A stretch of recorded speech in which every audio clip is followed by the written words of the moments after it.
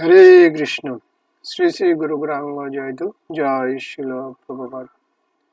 হরে কৃষ্ণ শুধু ভক্তি সজ্জন। আজকে আমরা পাঠ করব শ্রীমদ্ ভগবদ গীতা, যথাযথ পঞ্চদশ অধ্যায় পুরুষোত্তম যোগ, শ্লোক নম্বর 7। তো তার আগে আমরা সংক্ষেপে মঙ্গলের জন্য পাঠ করব। ওম অজ্ঞানতিমিরান্ধস্য জ্ঞানাঞ্জন শলাকয়া চক্ষু উন্মিলিতং যেন তস্मै শ্রী গুরুবে নমঃ। শ্রী চৈতন্য মনোভীষ্টং স্থাপিতং যেন ভূতলে স্বয়ং রূপ কদমহং দদাপি স্বল্পদান্তিকম। বন্দেহং শ্রীগুরুং শ্রীযুতপদকমলম। শ্রীগুরু বৈষ্ণবংশ শ্রীরূপং সাগ্রজাতং সগণলঘুনাথং तं সজীবং সাদ্বৈতং সাদ্বৈতং পরিজন সহিতং কৃষ্ণ চৈতন্য দেবং শ্রীরাধা কৃষ্ণ বদন সহগণললিতা শ্রী বিশাখান্তাংশম। নমঃ বিষ্ণুপাদায় কৃষ্ণপৃষ্ঠায় ভূতলে শ্রীমতে জয় পতাকা স্বামিনিতে নামিনে। নমঃ আচার্য পাদায় নিতাই কৃপা প্রদায়িনে গৌরকথা ধামোদয় নগরগ্রাম তারিণী। নমঃ বিষ্ণুপাদায় কৃষ্ণপৃষ্ঠায় ভূতলে শ্রীমতে ভক্তিবেদান্ত স্বামিনিতে নামিনে। নমস্তে সরস্বতী দেবী গৌরবাণী প্রচারিণী নির্বিশেষ শূন্যবাদী প্রশ্নবিশোধারিণী। হে কৃষ্ণ করুণা সিন্ধু দীনবন্ধু জগৎপতে গোপেশ গোপিকাকান্ত রাধাকান্ত নমস্তুতে। তপ্ত কাঞ্চন গৌরাঙ্গী রাধে বৃন্দাবনেশ্বরী বৃষভানুসুতে দেবী প্রণমামি হরিপ্রিয়ে। নমো মহাবদনয় কৃষ্ণ প্রেম পদতে কৃষ্ণ কৃষ্ণ চৈতন্য নামে গুরুতেশে নমো নমঃ। নমো ব্রাহ্মণ দেবায় গো ব্রাহ্মণ হৃদয় চ জগদ্দিতায় কৃষ্ণ গোবিন্দায় নমো নমঃ। পঞ্চাকল্পতরুভ্যশ্চ কৃপা সিন্ধুভ্যশ্চ পতিতানাং পাবনেভ্যো বৈষ্ণবেভ্যো নমো নমঃ। জয় শ্রীকৃষ্ণ চৈতন্য প্রভু নিত্যানন্দ শ্রী অদ্বৈত গদাধর শ্রীবাসুদেব গৌরভক্তবৃন্দ। হরে কৃষ্ণ কৃষ্ণ কৃষ্ণ হরে হরে, হরে রাম রাম রাম হরে। ওম নমো ভগবতে বাসুদেবায়। ওম নমো ভগবতে বাসুদেবায়। ওম নমো ভগবতে বাসুদেবায়। ওম হরি তচ্ছৎ ওম হরি তচ্ছৎ ওম হরি। শ্রী শ্রী গুরু গৌরাঙ্গ জয়তু। জয় শিল প্রভুপাদ। হরে কৃষ্ণ শুধু ভক্ত সজ্জন। আজকে আমরা পাঠ করব শ্রীমদ্ ভগবদ গীতা, যথাযথ পঞ্চদশ অধ্যায় পুরুষোত্তম যোগ, শ্লোক নম্বর 7। মম এব অংশ জীবলোকে জীবভূত সনাতন মনষষ্ঠ্যানি ইন্দ্রিয়াণি প্রকৃতি স্থানে কর্ষতি। মম আমার, এবং অবশ্যই, অংশ বিভিন্নাংশ, জীবলোকে জড় জগতে, জীবভূত বদ্ধজীব, সনাতন নিত্য, মন মন সহ, ষষ্ঠানি ছয়, ইন্দ্রিয়ানি ইন্দ্রিয়গুলোকে, প্রকৃতি জড়া প্রকৃতিতে, স্থানে স্থিত, কর্ষতি কঠোর সংগ্রাম করছে। গীতার গান। যত জীব মোর অংশ, নয় সে অপর, সনাতন তার সত্তা জীব লোকে ঘোর। এখানে সে মন আর ইন্দ্রিয় বন্ধনে, কর্ষণ করয়ে কত প্রকৃতির স্থানে।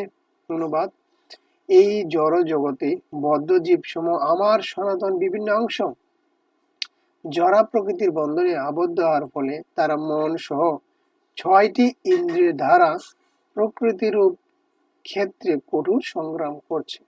কি বলছে? যে এই জড়জগতে বদ্ধ জীব সম আমার সনাতন বিভিন্ন অংশ জড়া প্রকৃতির বন্ধনে আবদ্ধ হওয়ার ফলে তারা মন সহ ছয়টি ইন্দ্রিয় দ্বারা প্রকৃতিরূপ ক্ষেত্রে কঠোর সংগ্রাম করছে।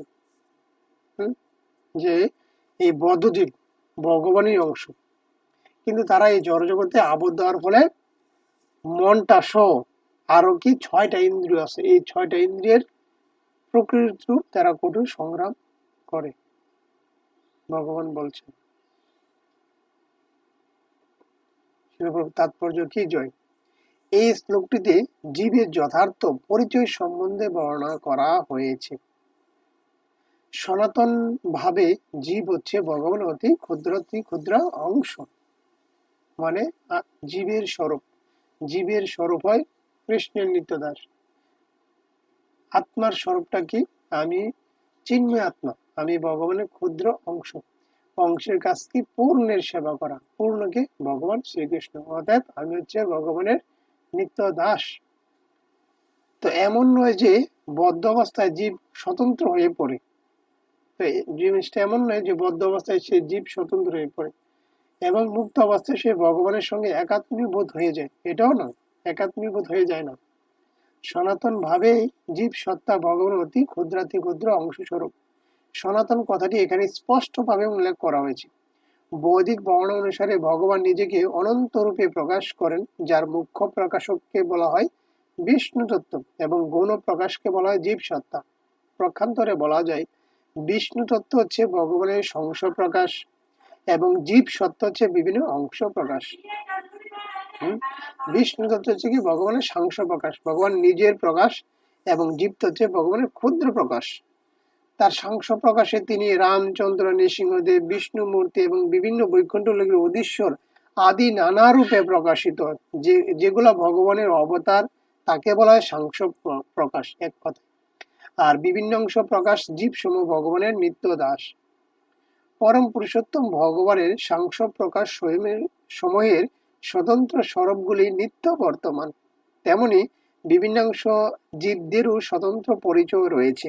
ভগবানের ক্ষুদ্রাতি ক্ষুদ্র অংশ হবার ফলে ভগবানের গুণাবলীর অনুসদৃশ অংশ জীবদের মধ্যেও রয়েছে, যার মধ্যে স্বতন্ত্র হচ্ছে একটি। স্বতন্ত্র আত্মারূপে প্রতিটি জীবেরই ব্যক্তিগত স্বাতন্ত্র ক্ষুদ্র স্বাধীনতা রয়েছে। সেই ক্ষুদ্র স্বাধীনতার অপব্যবহার করার ফলে জীবাত্মা বদ্ধ হয়ে পড়ে এবং স্বাধীনতার যথাযথ সদ্ব্যবহার করলে সে সর্বদা মুক্ত থাকে। উভয় ক্ষেত্রে সে পরমেশ্বর ভগবানের মতো গুণগতভাবে নিত্য। মুক্ত অবস্থায় সে জড়জগতের পরিবেশ থেকে মুক্ত এবং সর্বদাই পরমেশ্বর ভগবানের অপ্রাকৃত সেবায় যুক্ত। বদ্ধ অবস্থায় সে জড়া প্রকৃতির গুণের দ্বারা প্রভাবিত থাকে এবং অপ্রাকৃত ভগবত সেবার কথা সে ভুলে যায়। তার ফলে এই জড়জগতে তার অস্তিত্ব বজায় রাখার জন্য তাকে কঠোর পরিশ্রম করতে হয়। কেবল কুকুর, বেড়াল, মানুষ নয়, এমনকি জড়জগতের নিয়ন্ত্রণকারী ব্রহ্মা, শিব, এমনকি বিষ্ণু পর্বত পরমেশ্বর ভগবানের অবিচ্ছেদ্য অংশ বিশেষ। তারা সকলেই নিত্য, তাদের প্রকাশ সাময়িক নয়। এখানে করসতি সংগ্রাম করা অথবা জোর করে আঁকড়ে ধরা কথাটি খুব তাৎপর্যপূর্ণ। বদ্ধজীব যেমন লৌহ শৃঙ্খলের মতো অহংকার দ্বারা শৃঙ্খলিত এবং তার মন হচ্ছে তার মুখ্য প্রতিনিধি, যে তাকে জড় অস্তিত্বের দিকে ধাবিত করছে। মন যখন সত্যগুণে অধিষ্ঠিত থাকে তখন তার কার্যকলাপ শুদ্ধ হয়। মন যখন রজগুণে অধিষ্ঠিত থাকে তখন তার কার্যকলাপ পীড়াদায়ক হয় এবং মন যখন তমগুণে থাকে তখন সে নিম্নতর প্রজাতি রূপে বিচরণ করে। এই শ্লোকে এটি স্পষ্টভাবে বোঝা যাচ্ছে যে বদ্ধ জীবাত্মা মন ও ইন্দ্রিয় সমন্বিত জড়দেহের দ্বারা আবৃত এবং সে যখন মুক্ত হয়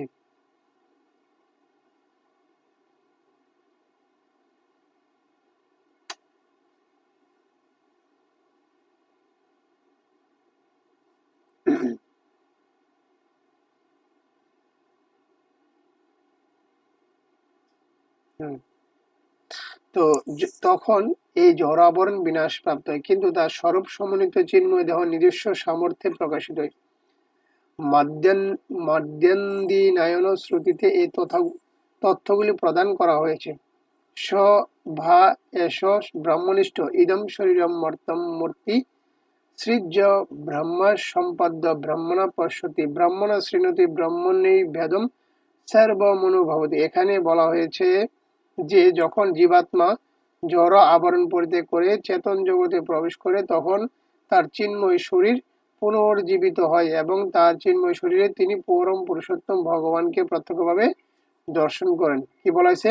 যখন জীবাত্মা জড় আবরণ পরিত্যাগ করে চেতন জগতে প্রবেশ করে তখন তার চিন্ময় শরীর পুনর্জীবিত হয় এবং তার চিন্ময় শরীর তিনি পরম পুরুষোত্তম ভগবানকে প্রত্যক্ষভাবে দর্শন করেন। হরি বল।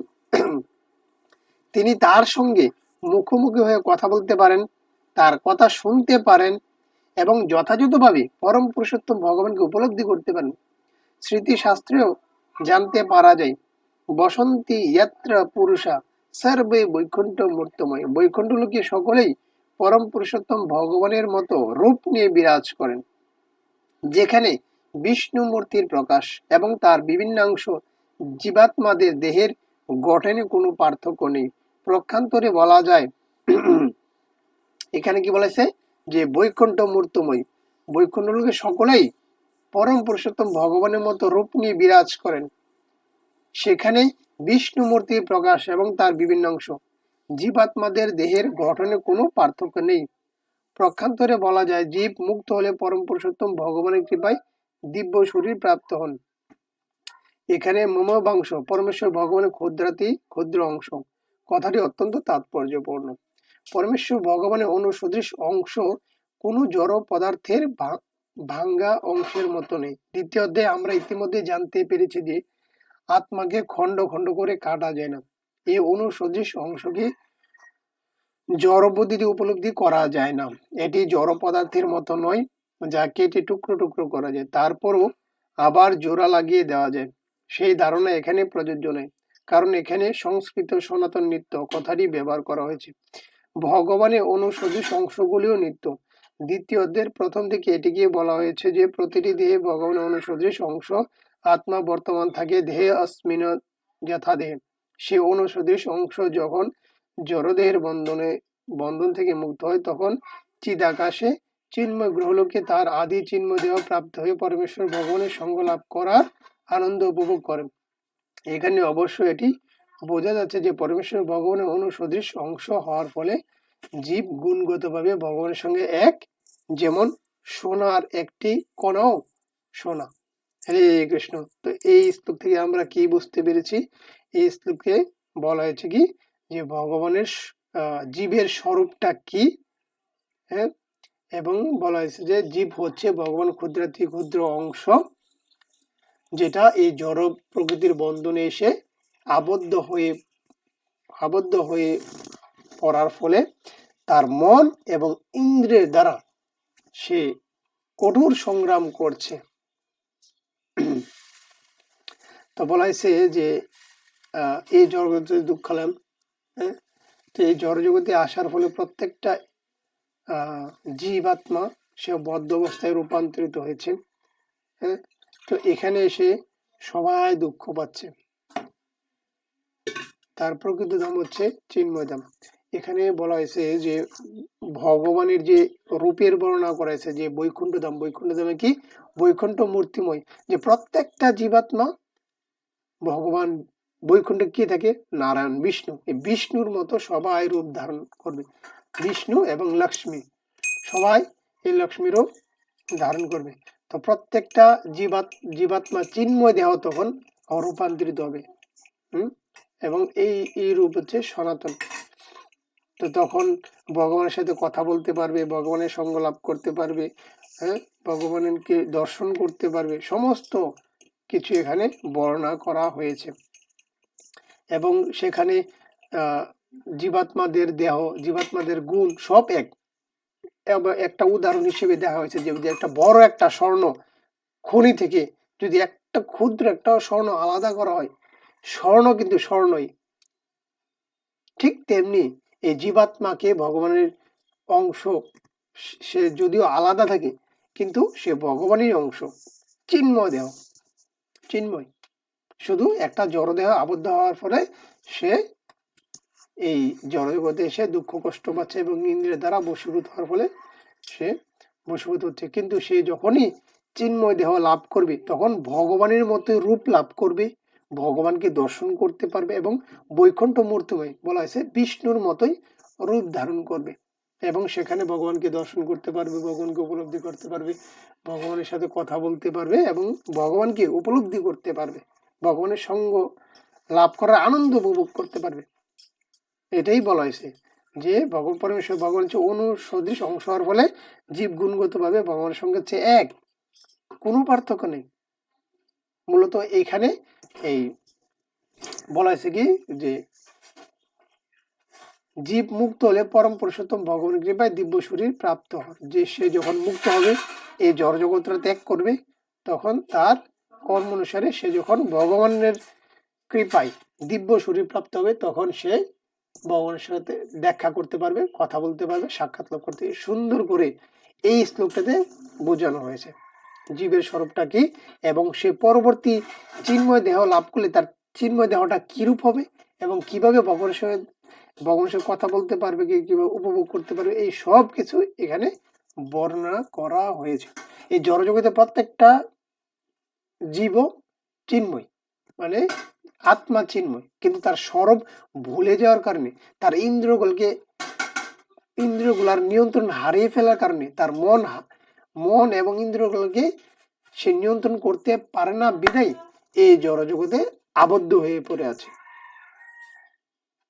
কিন্তু যখন সে এই ইন্দ্রিয়গুলার বশীভূত থেকে মুক্ত হবে, সে যখন ভগবানের সান্নিধ্যে আসবে, ভগবানের শরণাগত হবে, তখন দেহ ত্যাগ করার পর ভগবানের কৃপায় সে দিব্য শরীর প্রাপ্ত হবে, যেখানে প্রত্যেকটা হবে বিষ্ণু রূপ ধারণ করবে এবং ভগবানের মতো রূপ, লক্ষ্মী নারায়ণ, এবং সে ভগবানকে দর্শন করতে পারবে, ভগবানের সঙ্গে কথা বলতে পারবে এবং ভগবানের সেবায় নিয়োজিত থাকতে পারবে এবং দিব্য আনন্দ উপভোগ করতে পারবে। হরে কৃষ্ণ। তো এটি হচ্ছে এই পঞ্চদশ অধ্যায়ের শ্লোক নাম্বার 7। তো পরবর্তীতে আমরা নতুন আরেকটি শ্লোক পাঠ করব এবং ভগবান সম্বন্ধে জানতে পারবো। হরে কৃষ্ণ।